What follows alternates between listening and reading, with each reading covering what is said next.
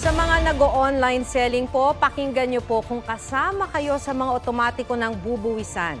Sa utos kasi ng BIR, kakaltasan na ng online selling platform ng 1% ang kalahati ng kita ng online sellers sa loob ng isang taon.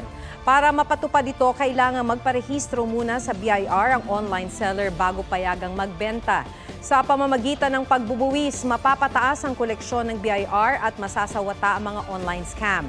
Pero hindi nito sakop ang mga online seller na hindi lalampas sa 500,000 pesos ang tauunang kabuang gross remittances o kita sa nakalipas na taxable year.